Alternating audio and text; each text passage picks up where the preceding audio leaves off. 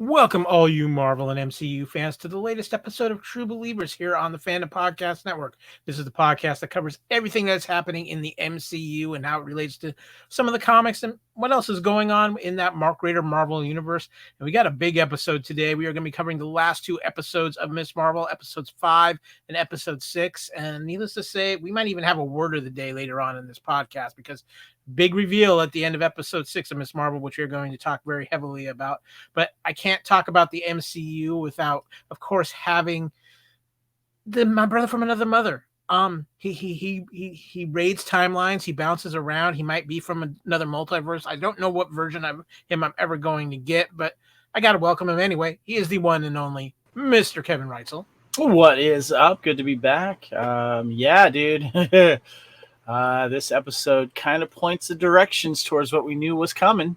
Kinda? Yeah, pretty sure. I don't think anybody might have been expecting it in this though, but we're gonna get to that. But first and foremost, Kevin, it's been a little quiet on the MCU front. I think a lot of things. I think we're gonna have our next episode. We're gonna have a ton of news to talk about because Comic-Con is coming. Marvel's going to be in Hall H. Kevin Feige is going to be there. He's going to have some major announcements. Now, but there's something I got to throw out real quick before we get started, Kevin, because you posted this out on your Facebook page. We have a very good friend of the podcast, and apparently he gave some Marvel love, our Marvel love, to somebody who's very important over at Marvel too. You're being very vague right now. Well, Kevin, I'm going to talk about a certain phone call you received during our Thor Love and Thunder podcast. Okay. Yes. Yes, my good friend Ian Paul Cassidy. He's a working actor and he does production and he knows a lot of people in Hollywood and great guy. We became friends through the world of Highlander because he played one of the villains in Highlander 4, Cracker Bob, by the way. And we became friends and we've hung out and good guy. And he knew we were doing our Thor live YouTube reaction show podcast this weekend. And he called and I was busy doing the live show with you, so I couldn't answer it. But he did a video. He was hanging out with Luis Espedito. Yeah. Right? Luis. Yeah. The vice president of the Marvel Cinematic Studios. Yeah, he's the vice president of Marvel Cinematic Studios, and they were hanging out, just having fun. And Ian had been celebrating the release of Thor with some fellow friends and hanging out behind the scenes, so to speak, and stuff. And he did a little video and for me, and Ian sent it to me, and I posted it on the True Believers Fandom Facebook group there, and also my own personal page. And basically says thank you for being a big Marvel fan. Go see go see Thor 4 times and make sure you watch Miss Marvel several times. So I guess they want those numbers up. Hey, well, we'll be happy to oblige. I just wanted to thank Ian because that would put a great smile on my face. So he's a great guy. Ian, thank you so much. Yeah, thank you so much, Ian. Lewis seems like a really cool guy too. So a guy knows his stuff, and he's one of the big behind-the-scenes mover and shakers from Marvel that not a lot of people know about. Everyone knows Kevin Feige, but not everyone knows Lewis. So yeah. So well, with that, Kevin, we do actually have a little piece of MCU news, so I think it's only appropriate. It's time for Snit, Thwip, and Kapow. Let's get to some MCU news. Now, man, Kevin, hold on. That last one connected. That one hurt. No, I told you to duck. Yeah. Anyway, Kevin, we over the last few weeks, Loki season 2 has started filming, and big deal. Tom Hiddleston back as Loki season 2. We knew this was coming. We were given the Loki will be back in season 2 card at the end of season 1 of Loki. But we also see that Owen Wilson is back. Sylvie is back. But Kevin, what you found interesting, she's going to be working a particular job during Loki season 2? Yeah, this was on Twitter. The Best of Tom Hiddleston and other places were reporting this too. And the article I found says, while Loki and Mobius look to be up to their usual TVA business, it's Sylvie who seems to have made the most drastic life change, transitioning to what looks like a job at a McDonald's from the 1970s. Eagle Eye fans have noted that the red uniform she is wearing as she walks out of a fast food restaurant is from 1976, suggesting Sylvie is trying to settle down to live a normal life sans the time traveling before Loki comes knocking again. And if you look, there's a closer look at the vintage Mickey D's uniform side by side from what she's wearing. So what is exactly going on here? Is this Sylvie's attempt to lead a normal life in an era far away from the TVA and the fallout of He Who Remains dead or death? Or did her killing He Who Remains after her timeline in a way that zapped her back to Earth in the 1970s? And what is Sylvie's McDonald's order? Many questions to be answered when the show returns next year. What do you think is going on? So yeah, pictures are showing here. She's definitely wearing a vintage McDonald's outfit there. So kind of wondering what's going on there. Kind of digging it on her, actually. But I love the old 1976 look of McDonald's, because back in those days, you really wore a nice uniform when you worked at Mickey D's. Exactly.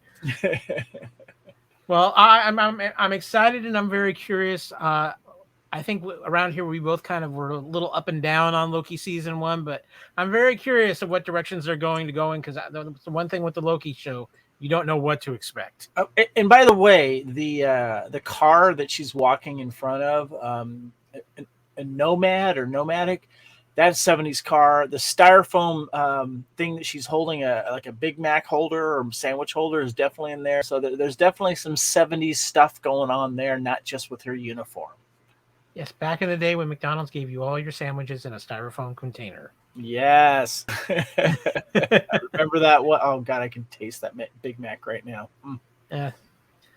That might be an extra value meal for lunch later. But it is time to get into the main topic of today's show, and that is we're going to discuss Ms. Marvel episodes 5 and episode 6, the last 2 episodes of this season/series, perhaps. We're going to talk about that too before this episode is out. But, we do things a little differently around here, so it's time to get into some phases. Kevin, I'm going to activate that Tesseract you keep behind you. All right, you got it.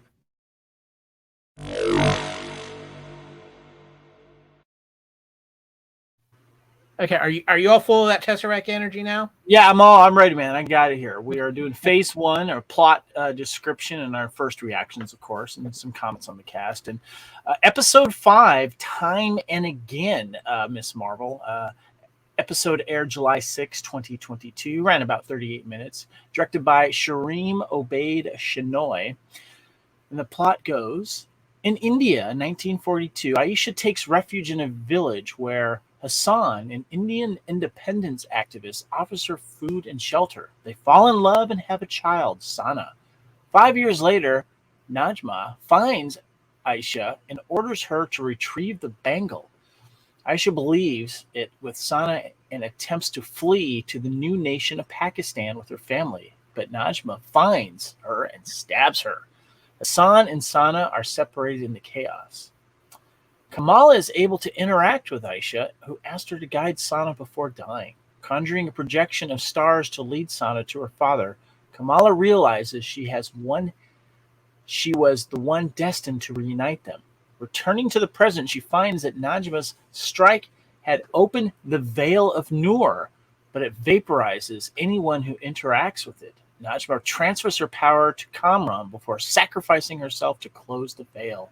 Sana and Muniba find Kamala, and the latter accepts her daughter's powers. Meanwhile, Cameron seeks refuge with Bruno. After being attacked by the DODC drone, Cameron destroys it, but the ensuing explosion obliterates the store below them. Kyle, first reactions on episode 5, Time and Again. For being the penultimate episode of Ms. Marvel, I was really disappointed with this episode. It was incredibly short. It really kind of dealt with stuff we already knew.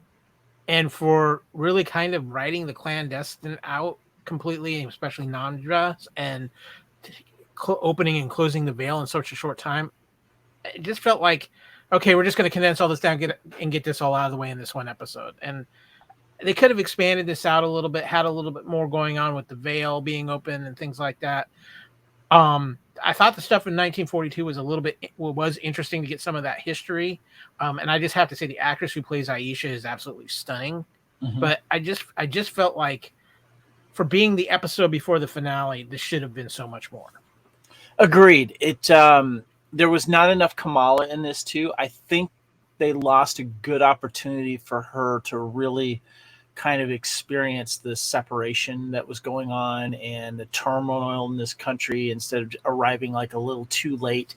I think there should have been more of that involved and a little less. I mean, I like the flashback that we got with Aisha and the family, but I think there should have been a better balance of all of that. And it kind of was just like, okay, I see where you're going. It's a whole flashback episode, but we're invested in Kamala here, and just having her barely come in the end and kind of do her thing wasn't satisfactory, or it was less than satisfactory for me. So, yeah. I think the only moment that really felt like it had some meaning was her kind of finding peace with her mother and her grandmother in this episode after experiencing the time travel. But yeah, it just felt lacking to me. It felt like they could have added this, at least half of this episode, onto the prior episode and then expanded this one out to give us more things to flesh out before we got into the episode 6 season finale. It just felt like bad time management here on the creative crew's part for this. So I hate saying that. I mean, I think the acting was great across the board. It's just, this could have been fleshed out a little bit more, and they could have done a little bit more with it. The actress who plays Aisha is played by Mawish Hayat, and she is one of Pakistan's leading actresses, coming from a well-known show business family, and has been acting since an extremely early age. She's acknowledged as being the current reigning box office queen, having delivered 5 consecutive hits in a row, and she's got a lot of Indian productions. As you know, they do a lot of television, a lot of movies there, Bollywood for a reason. She's been very busy. So I'd like to see more of her. I'm kind of curious about what other things that she's done, but she was probably the highlight of this. And, getting a little bit of backstory, of course, on the Bengal, which we'll touch more on later, but very interesting stuff there. Yeah. And I hate to cut the episode short, but I mean, there's just not that much to talk about here. I mean, you have the time travel, you have what happens, and it's on to the next thing. And that, again, for being the episode before the finale, it felt like they should have put a little more into it. Well, speaking of the next thing, Kyle, unless you got any more comments on the episode or cast. Yep. Let's move it along. Let's release a little bit more of that. Well, you know what? I'm just going to say we got something a little new here. I want to throw this in before we move on to the next episode.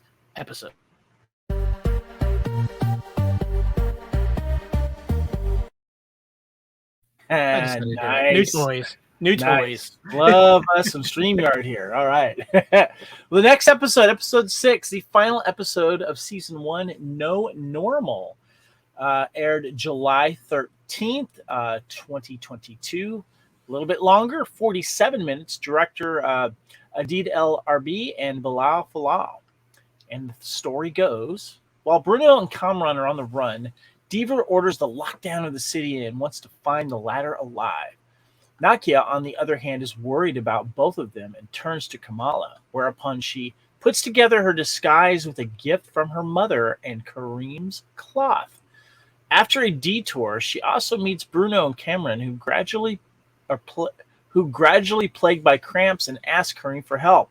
They also get support from Nakia, Amir, and Zoe and devise a plan to stall the damage control agents. Although Cleary tells them to retreat, Deaver ignores the order and has the school stormed where Kamala and her friends are hiding. Nevertheless, damage control managed to arrest everyone except Kamala and Kamran, who then learns the truth and confronts Deaver. When she has fire opened, Kamala sides with Cameron, using her powers to fight off the agents. After the latter flees, Deaver is suspended by Cleary. Kamala takes the name Miss Marvel through her father, and Kamran meets Kareem for the first time. A week later, Bruno explains to Kamala that she is different from her family, and she has a mutation in her genes. And in a mid-credit scene, Kamala and Carol Danvers Swap after the bangle emits a strange glow. Kyle. Okay, so there's a lot to take in here, and a lot of it we're going to save for a later phase. So I'm going to just keep my conversation here to just do my reactions to this particular episode. We'll get into a couple of the aspects of what revelations from this episode in a little bit later phase. The episode itself, I thought, was a little up and down. I think it had some good action. I think it had some very interesting moments to it, but there's some things in here that they took some logic leaps that I wasn't quite sure of. Zoe just popping up out of nowhere. She's in the school when it's shut down on the weekend and doing TikTok videos or whatever. I don't know about you, Kevin. In a way, I'm getting a little over the Home Alone standoff kind of thing where they're using like the environment around them to hold off this high level military operation. And I'm gonna be honest with you too. How they handled how Cameron was reacting to getting those powers, and just with the death of his mom and all that kind of stuff. Everything just felt really inconsistent and all over the place. Like they really didn't quite know how to write it. But on the flip side, I loved Kamala in this episode. I loved her friends as far as how they supported her and worked with her. The Miss Marvel suit looked like they just pulled it right out of the comics. It was phenomenal, and it was a great look for her. I loved how they handled her powers, and they it did a little bit of meshing her current power set to what it was in the comics when she kind of went like that Biggie kind of thing where she had the bigger hands and was standing a little taller because it was all enveloped in that energy she uses. But that's very similar to what she does in the comics. It's just her own body instead of this energy. So I liked how they kind of paid tribute to that, but still kept it to some ties to the MCU as well. Again, I think very, very up and down, but some very, very cool things. Obviously, a very huge revelation from Bruno right at the end of the episode. And then in our credit scene, I said all along, I've been saying since day one, Brie Larson was going to pop up in this show. And sure enough, she did. And I have a lot of feelings about which directions there might be going in with that after credit scene, Kevin. Yeah, no, I see your issues with the show. You have to appeal to the kids with this, and kids setting traps for adults. Definitely a trope for Home Alone. But it also brings these friends together, and the only thing that kind of bugs me is making the DODC villains when it was like pretty much organized and set up by Tony Stark in the first place to like not like capture or kill, but help, and come across a little less threatening than just like we're here to help you, not capture you and interrogate you. I guess is what I thought the DODC was originally going to do, and try to also clean up alien hardware so people don't try to steal it and make vultures out of them. I think that was kind of the point that they tried to push, though, was that we kind of had a rogue damage control agent here with and Cleary basically suspending her and stuff like that, but still, not a good look for damage control. Seeing kids do stuff like this in high school is always fun. It's kids getting into trouble in high school but working together. I mean, we saw that with Breakfast Club too, and we saw that in a bunch of other old movies that we grew up with. It's just kind of a more modern take of it. But I loved the moments with Kamala and her family, like her trying to apologize, and then her brother's like, "Oh, really? You already got the lowdown with the mom." I thought that was a really funny scene, and then her mom, with the costume, and then her dad having that wonderful moment on the roof about her name and all that kind of stuff. I thought it was really sweet. And the other thing I liked too was the community coming together and standing up against the DODC, including their own police officers in the area. I gotta say that was kind of fun to see that. This is one of those shows. It's like, we're wondering like how much of it is it going to lend to the MCU, and I think we got a decent character out of this that I do want to see more of. Kamal is great, and Iman Vellani, who plays her, is absolutely wonderful, and I'm excited to see what's going to happen. But I think that it was important for the show, and we'll get into it, of what they introduced into the show and get more into. But Yeah, that's that. So I want to talk about Amon for just a minute, Kevin. Um, if you've paid attention to social media since this episode came out, even before this episode, she has been all over the place because of the revelation in this episode. But I'm really impressed with how this young lady is conducting herself. And she's really feeling like she's kind of stepping up to be kind of one of, as far as the actors go, one of the leaders of this new generation of MCU actors. I know we have some seasoned MCU veterans in there, but there's just something about her that seems to have an energy that's pulling everybody towards her. She comes on, does this videos wearing that Star Wars shirt, so we're seeing her as she's as much of a fan as she is a part of this. And I really think it's something that we haven't had that relatable actor for MCU, I think, since Robert Downey Jr. left. well, Where everywhere, are you talking about? Are you categorizing like young actors, or what do you mean? Because when I look at Kate Bishop's character and Haley Steinfeld and her portrayal, I could see that she could be one of those as well. but I don't think she's quite to that place yet, because of the role that Amana is playing and her representation and I think there's something about her that appeals to youth, but I think it appeals to adults too. She just has this energy, especially us who are true fans of the MCU and the fandom in general and things like that. We feel like, I think she comes off feeling like she's one of us instead of, she's an actor up at this level. And I think even though Robert Downey Jr. was at this elite level, we all felt relatable to him because we knew his past and just how much he was appreciative of the opportunities and what the MCU has done for him. I feel like this young lady is going to be one of these people who's going to end up being really one of the faces of the MCU for a good time to come. Yeah, good point. Well, we like to visit our friends at Den of Geek, and we're going to discuss their article on episode 5, The Time and Again, because there's some points in this and some feelings I was feeling while I was watching this, and I think you also expressed the same thing. And this is by Kirsten Howard, one of our favorites there. She dropped this on July 6th, and she says, a messy 5th episode of Ms. Marvel tells a heartbreaking tale, but it's undermined by choppy story editing, questionable MCU roles, and a rushed villain resolution.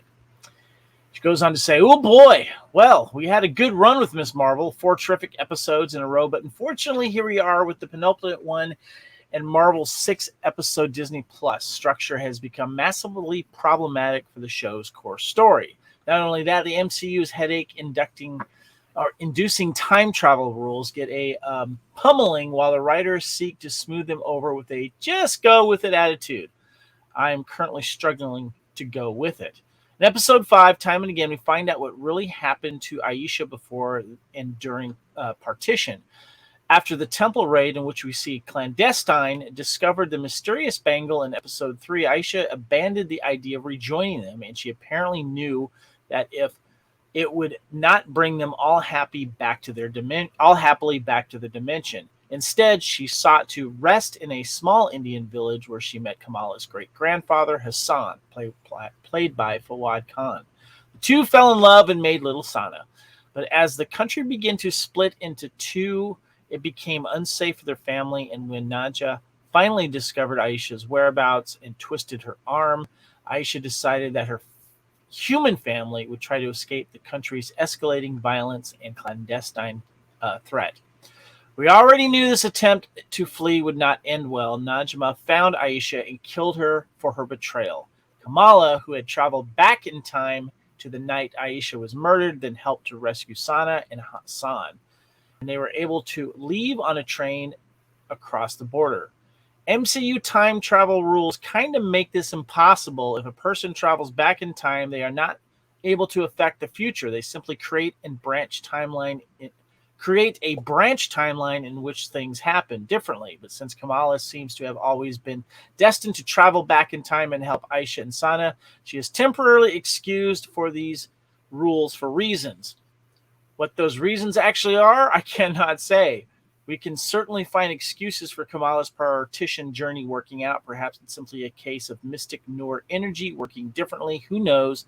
The chain of cosmic events that lead to saving Sana that night are pretty muddy, And the show seems happy to leave them a mystery. Since I've only watched this episode the once, maybe I'm missing something. I'm sure you'll let me know in the comments. And I just want to end that off. There's a lot more she goes in to say, but I want to touch on the last thing she says here. It gives me no pleasure to find this episode a mess, but with the resolution of Aisha's story leaving us still widely unsure of Kamala's altered MCU power set and the clandestine and the DODC not fully developed as villains through the show. Episode 5 wasn't as thrilling for me as it attempted to be. Ideally, the series would have been a few episodes longer for those parts of the story. Could have been given more room to breathe. As it stands, I'm looking forward to Ms. Marvel's finale, but I'm not as hyped as I was before I saw this particular episode. Kyle, did you have any issues with the time travel here, or have we seen enough time travel episodes that it gets timey-wimey? You know, we we actually talked about time travel in the last episode of Union Fed with the episode of the Orville, and I think this Marvel MCU time travel came up because they kind of really went into it with Endgame with the time heist thing they did, and so they kind of set up their own rules. In a way, they're kind of breaking them with this. But are you a little forgiving of that, or did that bother you, or you're like, I don't care? She had to go back in time for this reason. I think I'm willing to forgive you for several reasons. One, obviously the nature of her powers. We don't necessarily know what the rules are there. Right. Two, after the events of Loki season 1 and what happened at the TVA, who knows what the time travel rules are at this this point. We've got Kang coming. We've got Ant-Man and the Wasp, Quantumania. I think that's going to have a severe effect on this. So I don't really think there are 100% applicable time travel rules in the MCU as it currently stands. So I think there's definitely room to break it. And anybody who's trying to be as pinpointing as Kristen was in this article is missing the point of some of the things that have gone on already. Understood. Now, Kristen also is a little frustrated with the story here. Seemed a little choppy. I want to give a shout out to the Screen Crush guy, Ryan Airy. He talked about this episode too, and there obviously seemed to be some editing stuff. Maybe there's some scenes they took out, but I don't know if it was the unfulfillment of the clandestine thing. I don't know if that's going to be something that we're going to see a lot more of later, because obviously it kind of petered out in the last episode. Anything else regarding what she said ring true with you? Yeah, one thing, Kevin, and I think you're going to understand as soon as I say it. MCU shows have a discovery problem. And that is that they have too much to try to do in their season finale episodes, and it becomes overwhelming in these season finale episodes. And in this case too, when you have this episode 5 that's cut so short for reasons I still don't truly understand, it just adds to that. I really, really think the sweet spot for MCU shows is 8 episodes. I think that gives them enough to expand out a little bit, maybe develop your villain a little bit more, develop some things in your story a little bit more. And what's funny is I look at, it's one of the things, and we'll talk about it too when we talk about the season as a whole, but to me, this season started off very slow in building to what it was, and then all of a sudden it was a crash course at the end to try to get to the final point. And, good point. Yeah, sorry. I thought you were done. Go ahead. No, yeah, go ahead. No, go ahead.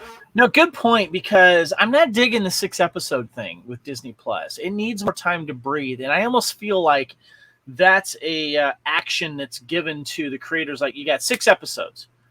I mean, with The Boys, we're getting 8 at least. Orville, we're getting 10. Star Trek, we're getting 10 or whatever. And I think that's a good room to really kind of build a season out. And I feel like, in a way, they're kind of handcuffing the creators here by saying 6 episodes. And it's like they're not full hours either, which is also frustrating. And it's like we, as viewers and subscribers to Disney Plus and streaming stuff, we want more per episode. Flush it out more, do this thing. And that's been one of the common criticism with the Disney Plus programming, is these 6 episodes doesn't feel like, because it's always coming down to these rumors that the 6 episodes are going to be extended because then they can finally like blah blah blah fit everything in. Of course, that hasn't been the case, and I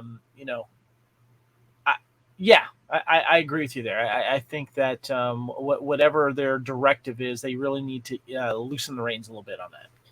I think there's a mentality here, Kevin, and I think I'm going to call it the Obi-Wan mentality, where when the Kenobi series came out and it was 6 episodes, the whole concept of that was that, okay, we really were going to do Kenobi as 3 movies. Now we're just going to break it into 6-hour, near-hour episodes. And I think that they're feeling like, okay, we're doing these shows, but we're treating them as movie trilogies. And I think they need to get out of that mindset. I think 10 is too many when it comes to the MCU. We saw what kind of happened at WandaVision, where there was a point in WandaVision where it really felt like they were kind of stretched things out a little too much. But 8 seems to be that sweet spot. 8 episodes seems to be that sweet spot for me. I think Moon Knight would have been a much better show at 8. And push them towards an hour. Push them towards an hour. I mean, with these, I'm sorry to interrupt, but the thing that I find frustrating, and I don't want to cut short the wonderful people that work on these productions, because we get like 10 minutes of credits here.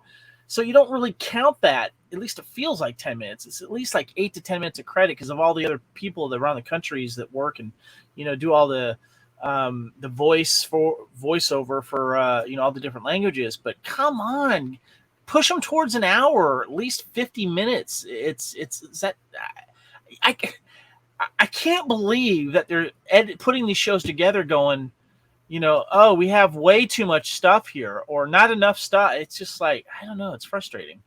Yeah, I understand the frustration. But that, I think everything really in the Kristen Howard's article, that was the one thing that rung more true to me than anything else, was just that it just feels too short. Give me either a full hour episode or give me 8 episodes. Give me full hours or give me 8. If you're giving me 6 episodes, give me 6 full hours. That's not exactly hard to do. Yeah. So I'm not going to go over the article, but Kristen Howard also did an article for No Normal.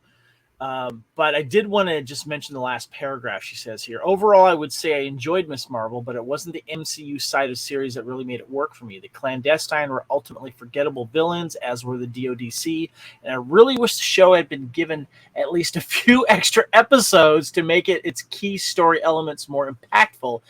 It was freshness of the premiere, the energy of these young actors that brought to the project, and the family moments with the cons that will linger with me as I say goodbye to Kamala for a while.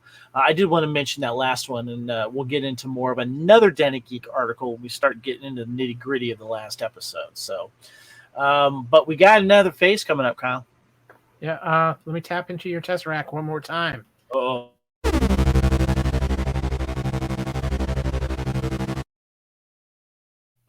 Kevin, you got some trivia for me?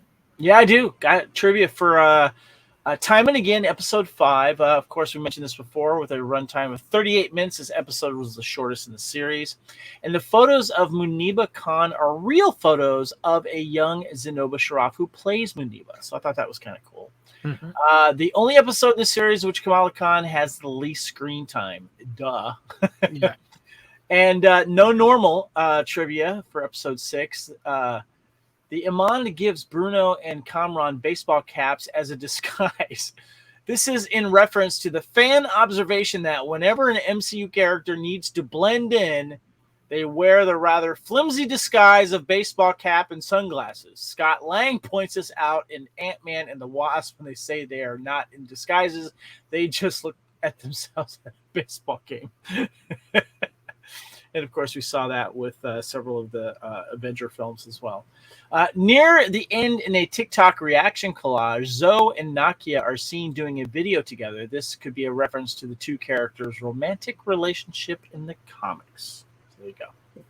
Yep, interesting. But I don't really pick up on that. But, they do have the romantic relationship in the comics, so maybe that's something they might play up on if we have a second season of Miss Marvel. But for right now, we're going to take a quick break here to tell you what else is on the Fandom Podcast Network. And you know what? When we come back, it's time to get, as Kevin said earlier, get into the nitty gritty because we got some big things to talk about. Mm-hmm. But first, here's what's going on the Fandom Podcast Network. Thank you for listening. We hope you're enjoying this podcast. Here are the other great shows on the Fandom Podcast Network. Culture Clash, where we discuss the latest in entertainment and pop culture. Blooded Kings, our show covering the entire Highlander universe. Couch Potato Theater, we celebrate our favorite movies. And Time Warp, our Fandom flashback show discussing a year in movies and our favorite retro movie, TV, and pop culture topics. Good Evening, discussing all things Alfred Hitchcock. Hair Metal Podcast, we cover the rock metal music of the 80s and early 90s.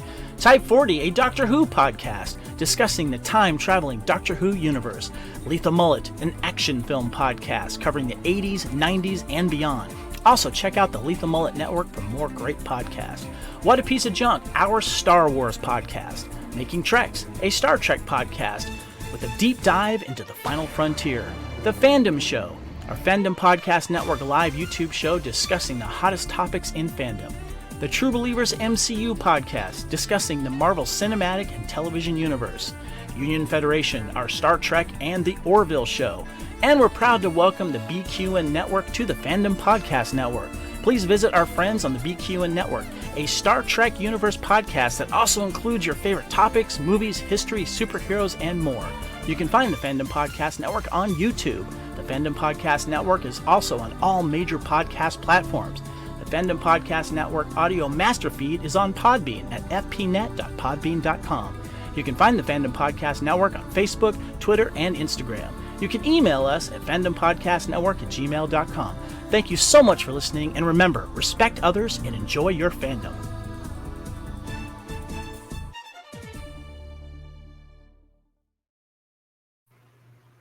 And we're back, and hopefully you're enjoying everything we do around here on the Fandom Podcast Network. Got lots of things going on, including our new partnership with the BQN Network. We're very excited about that. But, Kevin, we got some major stuff to talk about here. So I'm going to tap into that Tesseract. It looks like it's overcharged, so I'm just going to be careful.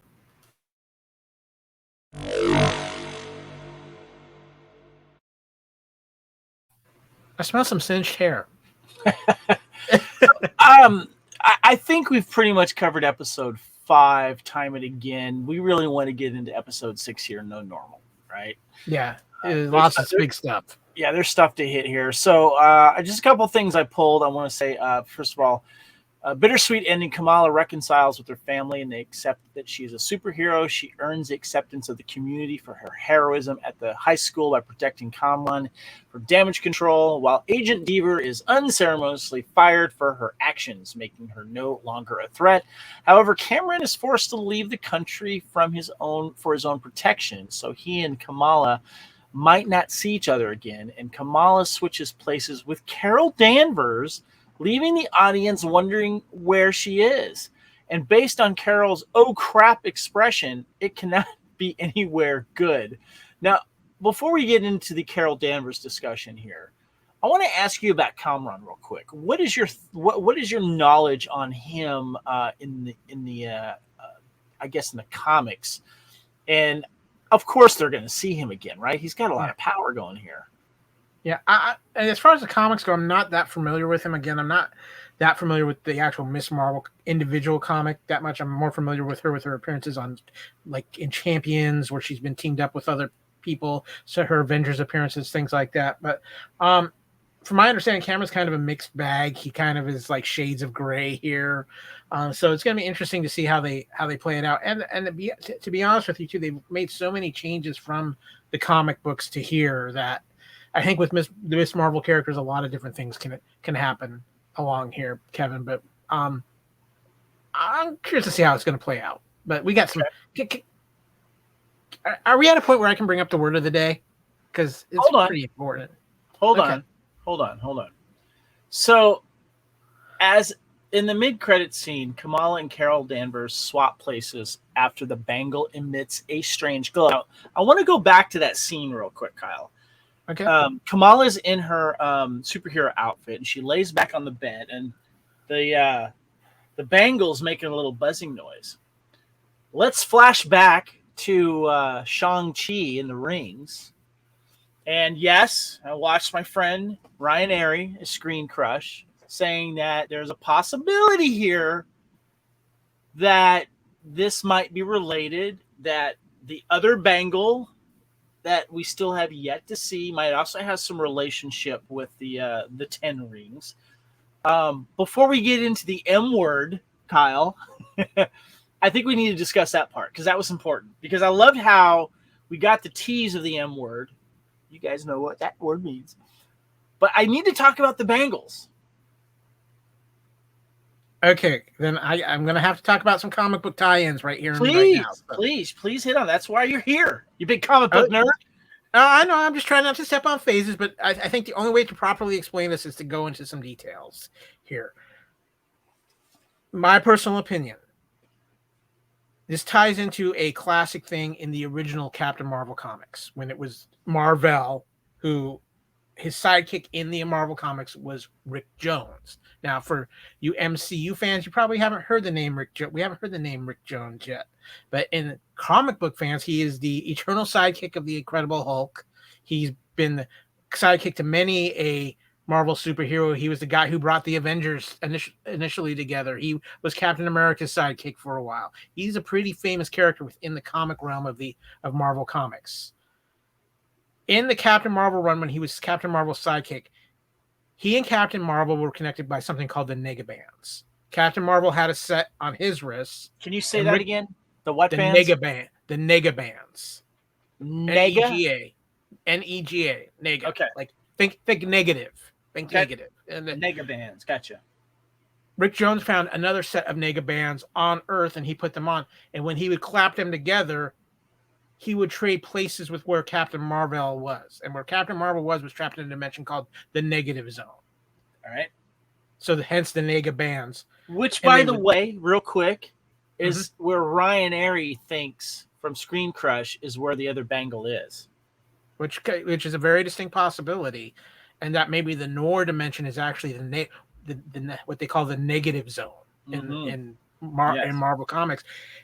And if we are talking the Negative Zone, if this is where this could be playing out, this could very easily lead into some Fantastic Four things down the line.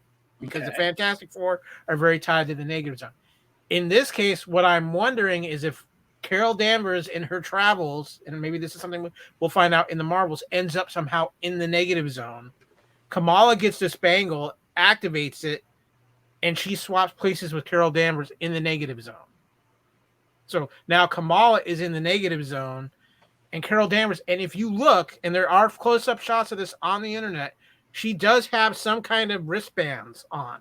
Who does? Carol Danvers. In the end credit scene? In the end credit scene. Okay. They don't stand out, but there's definitely some kind of wrist thing, something on her wrists. Okay. So if Kamala activated this and things happen and we get to switcheroo, I think this is obviously setting up whatever the Marvels movie is going to be about. And I think Miss Marvel right now is looking at what we thought Doctor Strange was going to be. It's going to be the big game-changing thing in the MCU for many a reason. And it's going to be very interesting to see what happens over the next couple of weeks between this finale, Hall H, and Marvel and Kevin Feige putting the biggest troll on us of all time, saying how important Doctor Strange, letting us believe how important Doctor Strange was going to be, and some other things. And yet, all along, it was this Miss Marvel show that could be setting up two absolutely huge things for the future of the MCU. Who is the big villain in the Negative Zone? Is there one? That would be a character called Annihilus. Thank you. I was trying to remember that because that came up, Kyle. And I'm bringing that up right now because this may be the villain that we may have to deal with. Not Kang. Maybe he's going to be big, but he's not going to be the big. Or Mephisto or whoever, you know. So I'm just gonna mention that. Okay, so wait, Kevin. I'm glad you brought up Annihilus because there's some pieces now that are starting to fall in place. And I've talked about this a little on other episodes of True Believers. You have Annihilus, you have Kang, you have Fantastic Four coming up, you have the Negative Zone, you have what's been happening in Thor and the Eternals on the cosmic side, you have these things of power. The pieces are starting to fall into place, and Miss Marvel might have just unlocked it. I think we're headed to Secret Wars. I think that is your next major MCU storyline. And I think Secret Wars is going to be, and all of a sudden there's articles popping up about how the Russos have said we would come back to the MCU to do Secret Wars. So there's a lot of things that are starting to go, ooh, this is interesting. Let's see it plays out. So 2 weeks from now, San Diego Comic-Con, Hall H. Okay. It's gonna, you stream that one if they stream it, and I think they might, because this is gonna be big. Okay. All right, so we have another article from our friends at Den of Geek. Mike Cecchini, if I'm saying his last name right, it is Ceccchini. He's kind of he knows what he's talking about. He's also the editor-in-chief at Den of Geek, Kyle. Yes. Before you get into the article, because it's going to go there, and so I need to say it. Today's word of the day, kids, is mutant. I was leading you into that, dude. I was leading you into that. Sorry, I'm excited. I was setting you up. I'm excited. I'm sorry, what was the word of the day? It is mutant. I didn't hear you. Mutant. One more time. Mutation. Mutant. X of genes. Mutants, baby. All right. So the article goes, Miss Marvel's finale bombshell just changed the MCU forever. There's a bombshell revelation that Miss Marvel's final ending and nothing in the MCU will ever be the same again. Mike Cecchini dropped this article on July 13th, 2022. And he goes, well, it finally happened. While they didn't actually say the word mutant, we now have our first undeniable canonical mutant in the MCU, and it's Kamala Khan. But wait, let's back up for a moment. Though Miss Marvel, there's been a series of mysteries surrounding Kamala's powers. At first, the show wanted us to believe that the bangles was the source of her light-based powers, but then it was revealed that because of Kamala's ties to the clandestine and a connection to the Noor dimension, that it was her lineage that allowed her to channel the power via the bangle. In other words, Kamala's powers were inborn in some degree, and the bangle just helped her unlock them.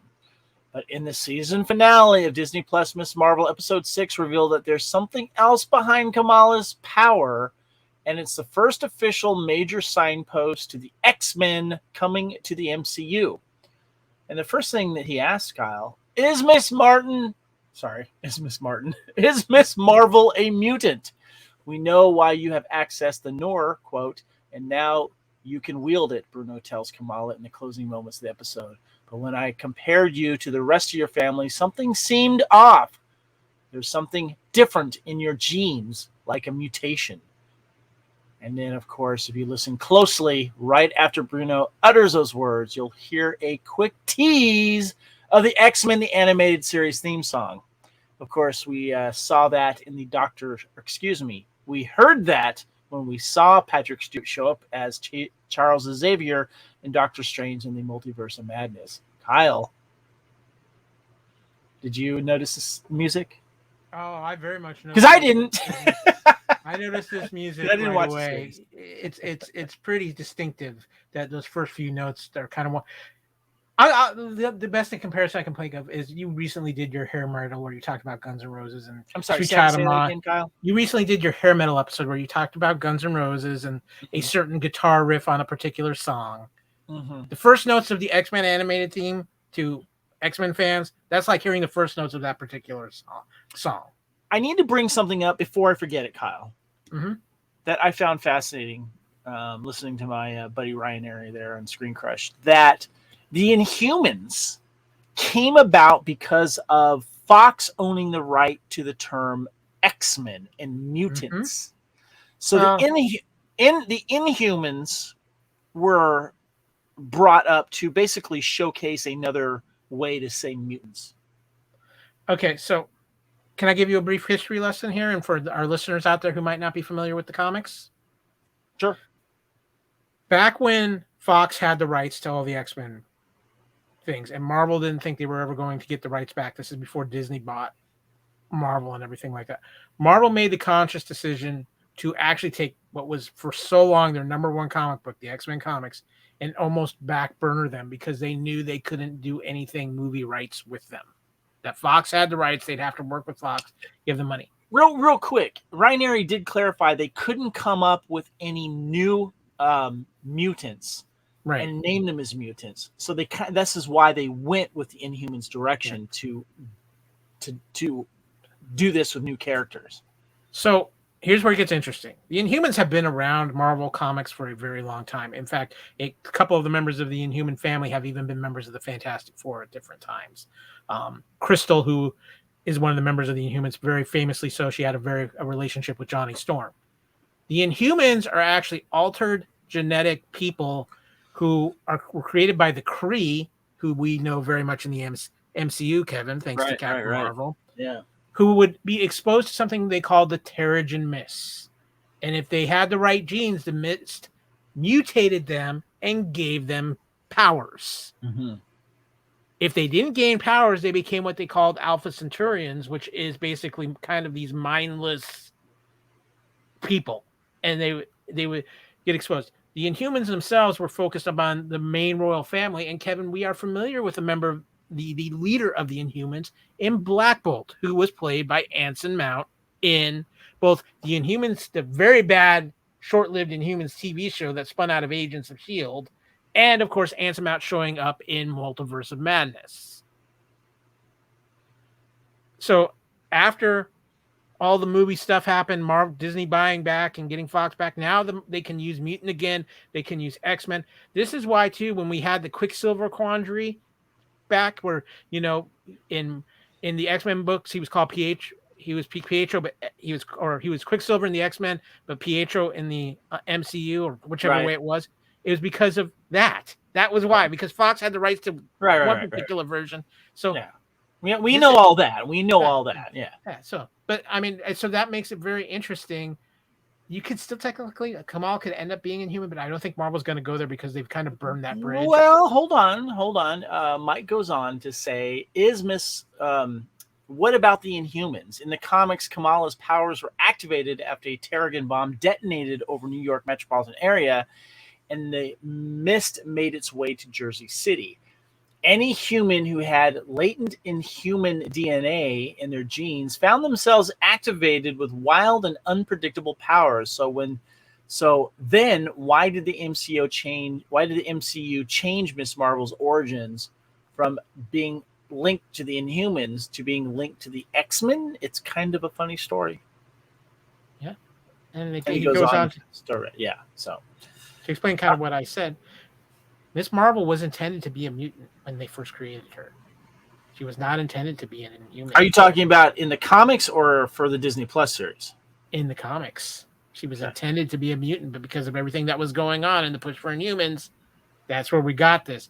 So, because Kevin Feige actually just said in an article after this thing came out, where, well, I'm just going with the original plan for Miss Marvel. So, okay. Well, the article goes on to say, are there other mutants in the MCU already? And, of course, they mention Kamala here. If Marvel Studios is really going to do a slow burn with their introduction of these concepts and eventually X-Men, they may take a different approach. And as you mentioned here, only Kevin Feige knows for sure, and perhaps we'll learn more at Marvel Studios' big Comic-Con panel on Saturday, July 23rd.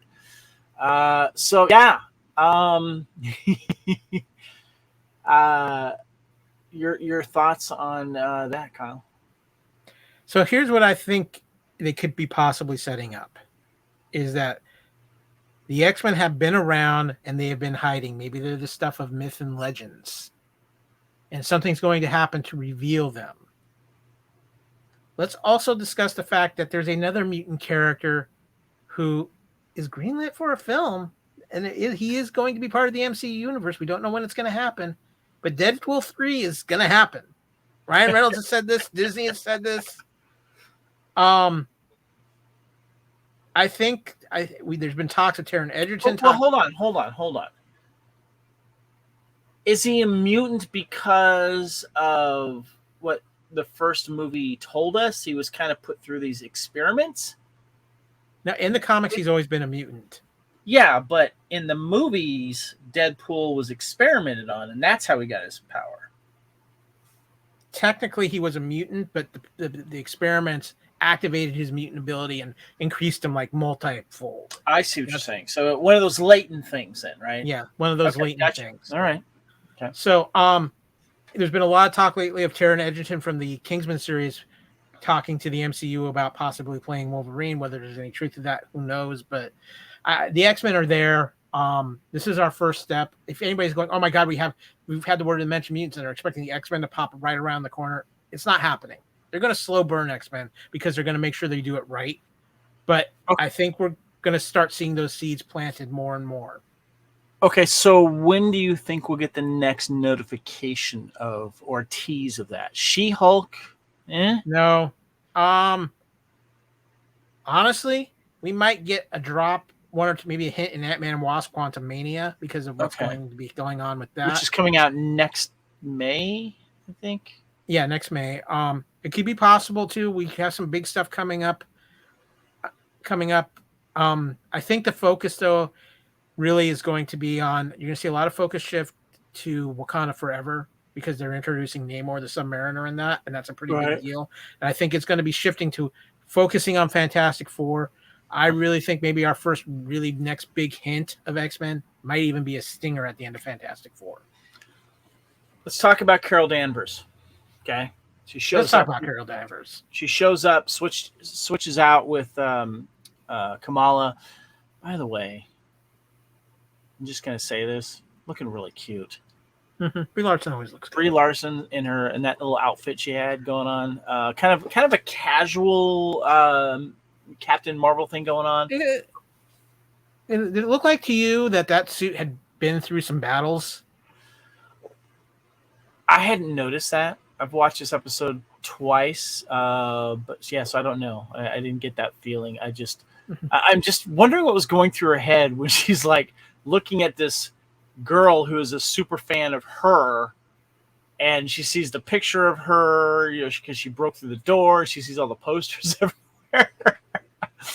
What is going through her mind? And she goes, "Oh crap!"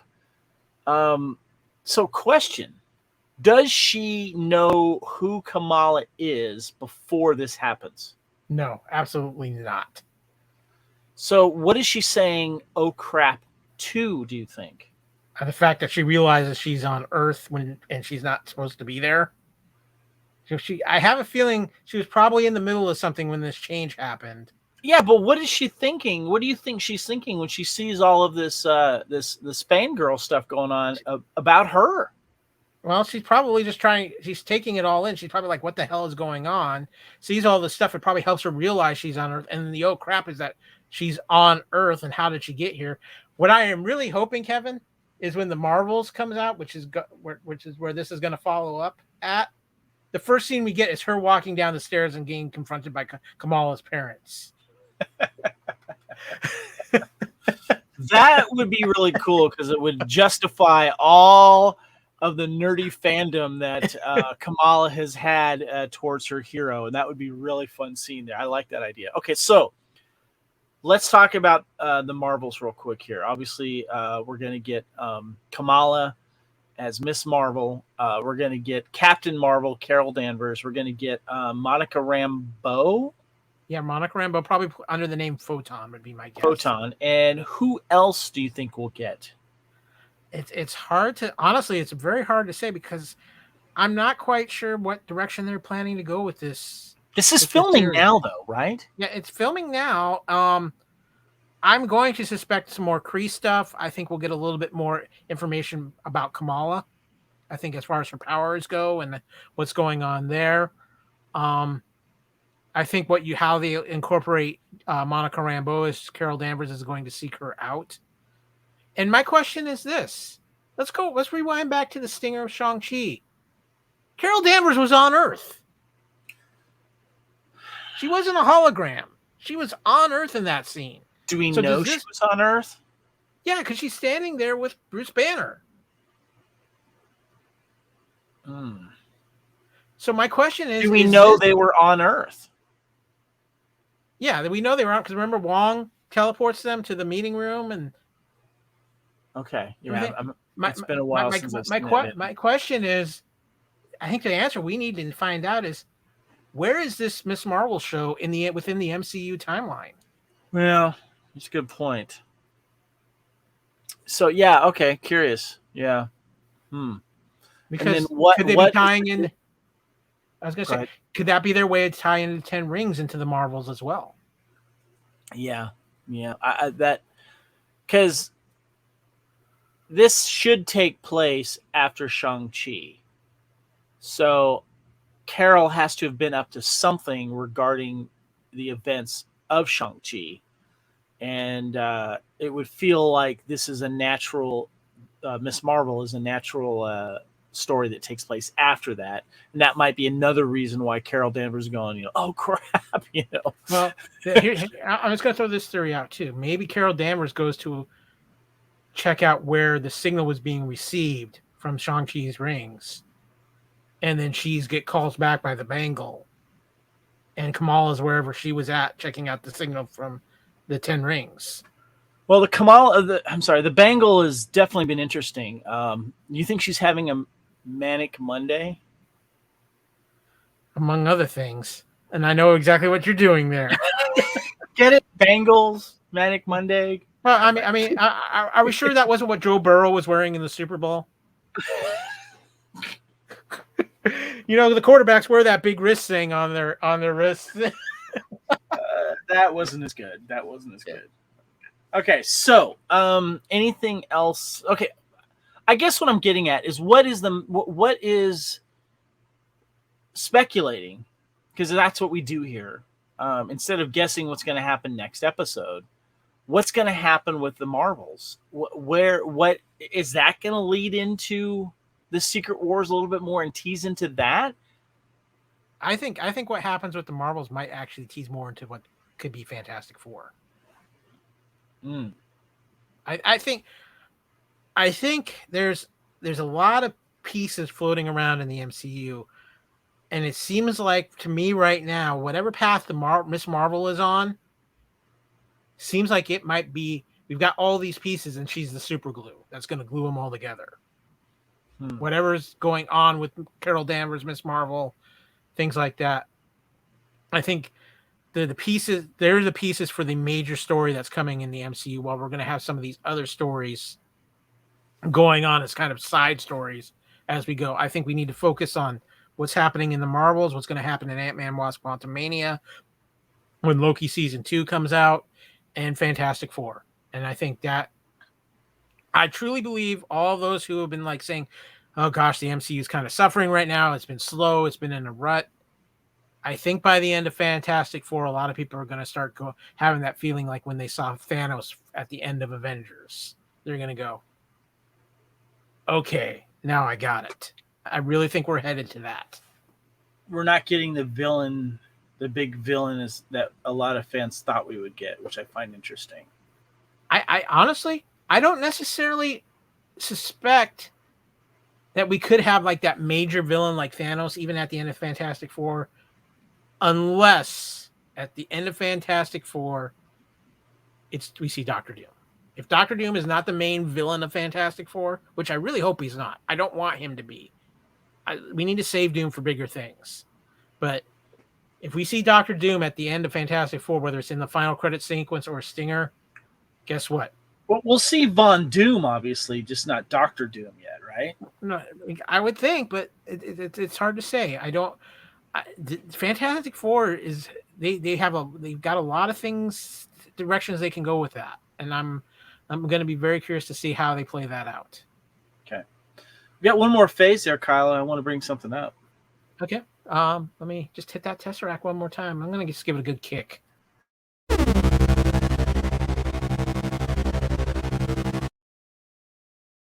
That one tickled. Yeah, do me a favor. Remind me not to kick the Tesseract with my good sneakers. Yeah, it's not good. Yeah. So this is where we have our episode final thoughts. We've already gone into the prediction here, but I want to actually get your final thoughts on this Marvel season. Just a reminder to the listeners and us here. We started with episode 1, Generation Y.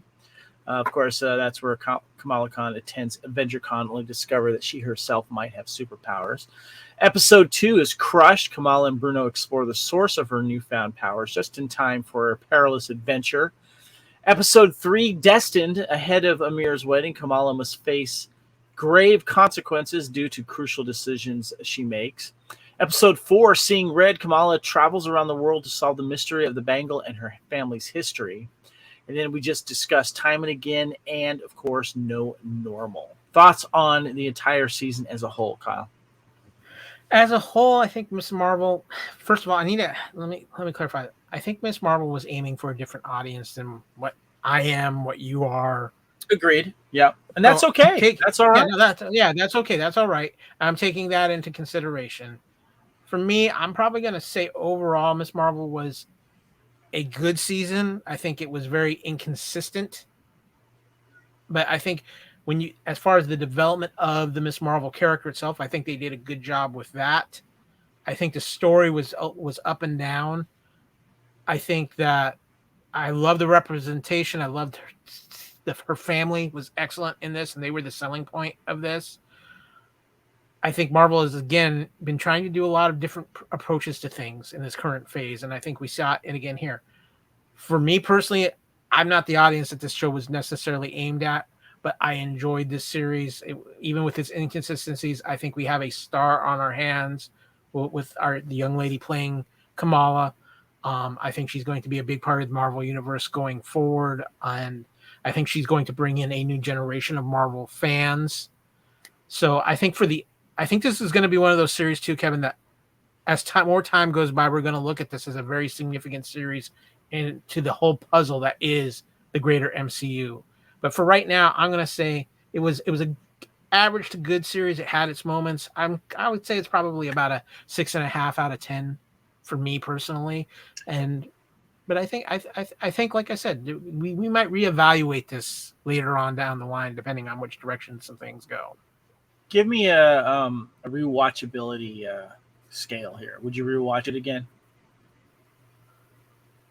I think I would rewatch this before the Marvels came out to kind of refresh myself. But if this is going to be something that I'm going to just rewatch because I want to rewatch it for the fun of it, probably not. Maybe an episode here or something like that. But I just don't see myself revisiting this on a regular, something I would like Falcon and Winter Soldier or some of the other shows that have come out on Disney Plus.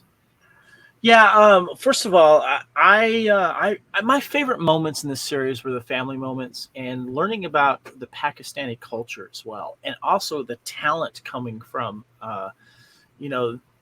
Indian actors and Pakistani actors. I loved that they got this creative force from these people that know this culture well and the history well. We got a good history lesson out of this. I didn't know about this part of history with India being divided and Pakistan happening, and I think I learned something about it a while ago, or it was touched on, but it was nice to get that history and know that. And like I said, the family moments and the friend moments were my favorites and such. But yeah, I felt it. The series a little wobbly in the storytelling. And obviously it's made for, I think, a younger audience as well, and that's fine. That's perfectly fine. But I think I really enjoyed the character of Kamala. Just done really, really well. And Amani, who plays her, was just fabulous. And I'm looking forward to seeing her again and maturing and learning more about herself and her power and her origin. And so I am definitely looking forward to that. You gave it about a 6? Would you say 6.5? 6.5. I think there's definitely. I'm trying to keep in my mind too that it wasn't written up to appeal to me directly. Right. I think that's fair. I would give it around that as well. Rewatchability, maybe the last episode. Because I don't think I need to know because of the clandestine was just kind of thrown out there and then ended. And then the DODC were kind of supposed to be the bad guys, and we don't know if they are anymore. Kind of not. I don't know. But yeah, I don't know if I'll revisit this because I think I know what I need to know. But I think it's an important story if people do want to learn more about Kamala and the tie that we may get for her bracelets to the Shang-Chi bracelets and stuff like that, or the bangle to the bracelet. So, yeah. I'm glad I watched it, and, it's I'll continue to do so. But I'm really looking forward to She-Hulk. Yeah. Okay, so speaking of that, I want to ask you something, Kevin, because we're about to hit our first pretty significant MCU break in a while. We're about to have almost a 6-week break before. Oh my God, 6 weeks! What are we gonna do with ourselves? Well, no, I mean, I get 5-6 weeks, but when we think about the fact that we only used to get 2 Marvel movies a year, not that long ago.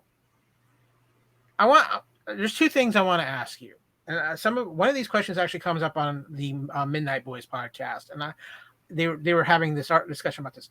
Are we getting too much MCU right now? Is there too much MCU product coming out? Do we need more breaks between things? Like, are we getting an MCU burnout, I guess? Is that what you're saying? A little bit of an MCU burnout, and just because I don't know if we ever got a full appreciation to come down from the high that Endgame gave us, because I think we put the bar so high and we didn't have time to adjust before they started diving back into so many major MCU things. And then it's been kind of nonstop almost since we jumped back into the MCU after. Well, oh man, the way the MCU stage 3 or phase 3 ended with Endgame, with all of our heroes and the gigantic battle to struggle, to save the universe. I mean, where do you go from there that can eclipse that? You can't. They did a fantastic job of ending that story. And unfortunately, losing some of our biggest heroes as well. But, I guess when it comes down to it, are we getting too much? I'm going to say no, because we can elect to watch it or not. Yeah. I think the other reason why I asked that is because I saw a thing on IGN.com where they were showing the hours invested per phase. And like the first 3 phases, each phase was something like 20 hours. And this phase is already almost up to 100 hours when you add in the TV shows and the movies and everything like that. So it just was a curious thought. I'll be honest. When I came to when I sent you that message, literally, like, I think right after WandaVision premiered, saying, hey, maybe we should do an MCU podcast. I will be honest, Kyle, I didn't know what we were getting into. If he only knew, ladies and gentlemen. You didn't know, and Kevin Feige know, but I don't get videos from that guy. So, but you know what? It's created fun discussion, and and like Star Wars, not all of it has to be good, and not all of it has to be for everyone. Yeah, no, I agree. I've had my disappointments, obviously, with recent stuff like Doctor Strange and Eternals. Yeah, not a fan of the last 2 films, but Thor was great. I had fun with that. But you're gonna swing for the fences, and you're gonna miss sometimes. And but I have a feeling, as you've been kind of teasing, Kyle, the Eternals will come popping up again for what they introduced, and I'll have to go back and watch that film to figure out what the hell they were trying to say or do. So yeah. I think for me, I do feel like we need a little break from the MCU, and I'm glad we're going to have like almost about 5 weeks before She-Hulk comes out, because I think we've had a lot in a short period of time, especially this year. So we really haven't had a good break from the MCU, and I think people just need a chance to catch their breath. Kevin, and I kind of feel this way in general about several things in fandom of late. It's just that there's been so much that maybe we need a little bit of a break to appreciate what we've got. Yeah. Sometimes that's a good way to put it. Yeah. And I think I am incredibly excited for She-Hulk. I mean, you have Tatiana Maslany. I'm 100% in on that. I think it's going to be a lot of fun. I think anybody who's worried about the CGI issues doesn't have that. They'll be fixed by that time. I find this an interesting time for the MCU in the aspect too of we're not quite sure what to expect from She-Hulk. I don't think anybody has any idea what to expect from Wakanda Forever. I really think that's. I mean, I trust Ryan Coogler completely and the writers and everybody involved with And that. But and also too, we're getting a Daredevil series too, right? yeah, but that's not for a while. The next, actually, and that's a piece of news we didn't cover but Echo is coming before we get any Daredevil or the other Daredevil series. Right. But Daredevil and Kingpin will both be in the Echo series. That's right. Yeah, the character that we got from Hawkeye. Yeah. Yeah. Yeah. So I mean, but you can see Marvel doing things. You see what they did with Miss Marvel. There's been they've found a director to do Captain America Thor or 4. I'm sorry, Captain America 4. They've announced that Haley Steinfeld will be in several more MCU projects over the next few years. So we know about them doing something with Thunderbolts. We know what else is coming. We've got Alden Ehrenreich cast to be part of Ironheart. If you didn't catch that, Mr. Reitzel. I caught that. Yeah.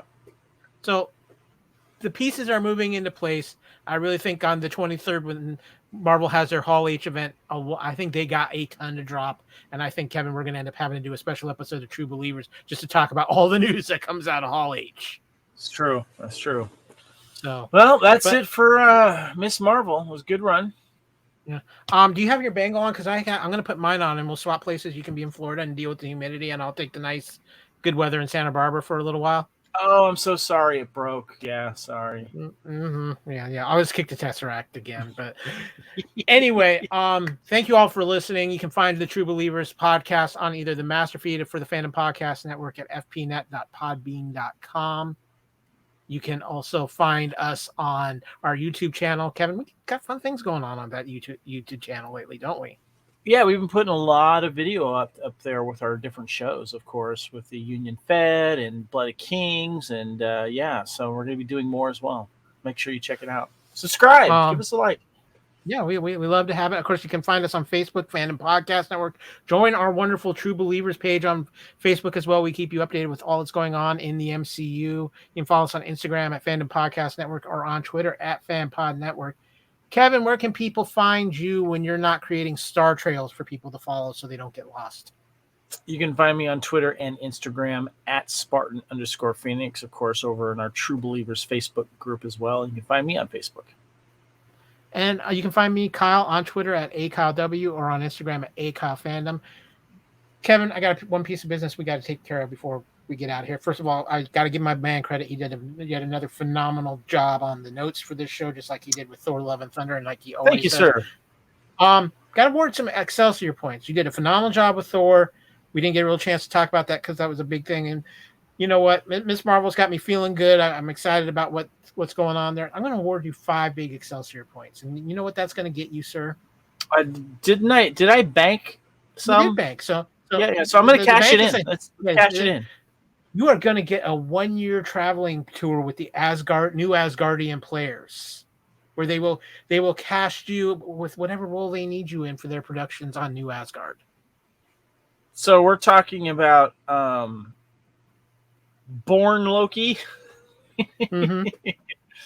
Jurassic Odin. Jurassic Odin, yeah, okay. You know what? That I'm sure they get a lot of chicks. That'd be fun.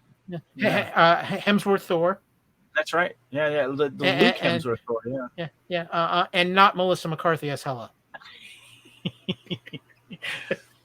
Count me in, brother. I'm in. and that also gets you a cone a day from Infinity Cones too. So what? Huh? What? That gets you an ice cream cone a day from Infinity Cones. Okay, I could use that. Yes. Yeah. Forget my diet. I'm going to try to get you a lunch. I'll go from God bod to Dad bod. That's what I'll do. Yeah. I'll try to get you a lunch with King Valkyrie and that mix at some point too. Sure. It's the full Asgardian package for my man, and of course a lifetime supply of Guns N' Roses CDs, so you can just burn through them as much as. I already have that. Don't need that. Okay, I kind of figured as much. He is the host of the Hair Metal Podcast. Thank you guys so much. It's been a fun covering Miss Marvel. I'm sure we'll be back. We're going to have some Marvel news to talk about. We might even get back onto that chronological rewatch thing we were doing. There's been too much stuff, Kevin. We've been busy. So good, but thank you so much as always to all you true believers out there. Excelsior and make ours Marvel.